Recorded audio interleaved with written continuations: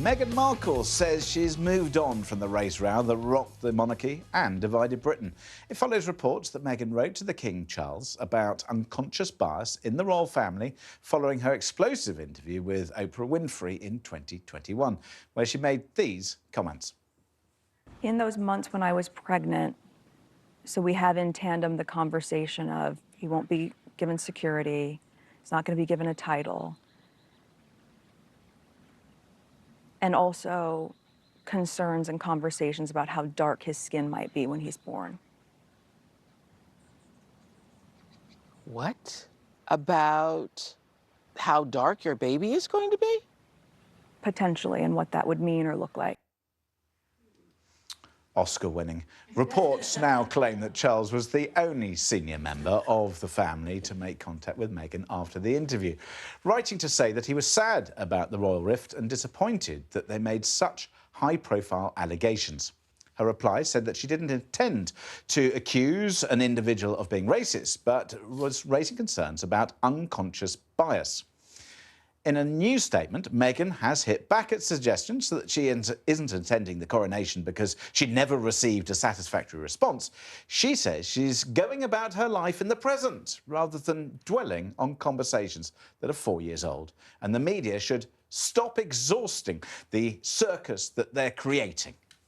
Well, I mean, here we are with another Meghan situation and a story where arguably she's just thrown some more petrol because she's spoken to somebody who's then given the interview, and then now here we are talking about it again because she hasn't been in the news for a while. I mean, actually, really? Are you going to defend her again? Look, I suspect she will. What I'm going to do is just try and lay out maybe some facts here. So, so what happened is Prince Charles, as he was then, wrote Meghan a letter. Good. Meghan replied to that letter. Yes. So these letters happened. Now, there's been briefing to the Telegraph about this letter chain and this conversation. Now, it's thought that, and Daisy, you might be able to back me up on this one, it's thought that the briefing didn't actually come from the Sussexes. So take from that what you will as to why these letters came out over the weekend and why such strong statements were released afterwards.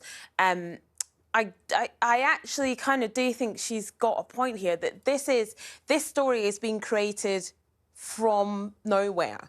The letters weren't out 2 years ago. Why now? Why now would you talk about this? It doesn't really make any sense. Well, some people did think that the briefing had come from Camp Sussex because the Telegraph is one of the few newspapers that they still have some sort of relationship with. It's one of the few newspapers they're not suing. But if you dig into the article, it's very... But then other people saying it didn't come. I mean, basically, none of us know. Apart from the Telegraph journalist who wrote the story, none of us know where the briefing did come from.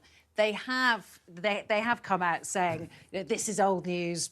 I mean, this expression, I'm living in the present, makes me want to barf. But apart from that... Very American. It's so American. But don't you think that is the problem? But I think don't you think that's part of the problem, is that the reason why so many people find Meghan quite difficult, and Harry to that extent as well, because they have both gone... Well, she already was sort of American, obviously. But he has gone kind of Californian. The lingo is annoying. The lingo is annoying to most people. But I think there's that thing about the fact that, first of all, we now know that that was a lie about the fact that the children aren't going to get a title. We know about that. And the other thing is that they have, well, particularly Harry has been very keen to say that nobody reached out from the royal family, and now, I mean, this is the first I heard about the fact that a handwritten letter Prince Charles. Genuinely, this is the first time that I've even heard about that. So I think perhaps, I mean, maybe it is relevant, because what it's actually saying is, for goodness sake, can we move on? I mean, I know she says she's living her best life or living in the present or whatever other sort of things she's doing, you know, or whatever. But the point is that it's saying, you know, there has been a reaching out, and now perhaps there should be a reaching out back again. And actually, just going back to the original story, I mean, we were all watching that clip, that infamous clip, when she said there were discussions about the colour of the baby, the unborn baby.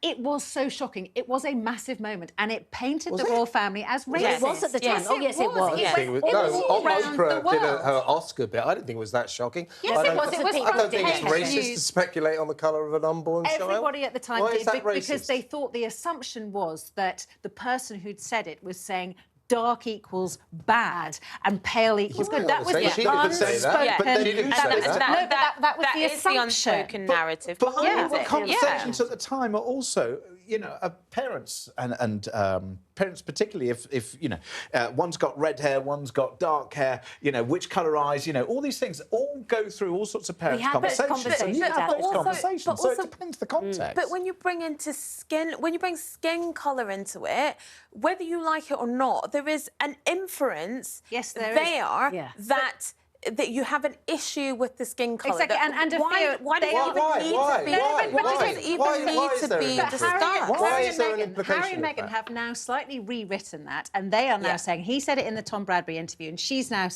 made it clear through saying at the time, in these letters, I understand it was unconscious bias and it wasn't malicious. They said there was no malice, but they allowed that impression They to allowed the fester for malice 2 to years. So, yeah, you're right, but particularly like, it to was be Oprah honest, Winfrey, sorry, it was if Oprah they Winfrey's were saying, you know, we wanted to have discussions about unconscious bias rather than saying it was out and out racism, they should have qualified that, which they Yes. didn't. Yeah, But do. what they they should didn't have. do was that when there was that pause, wasn't it, with the Oprah Winfrey just doing that pause and just going, what? Exactly. Yeah, Wow. yeah, she fanned the flames. She fanned the flames, And and let's- that's what By the way, started let's it. I cut think. Meghan some slack here.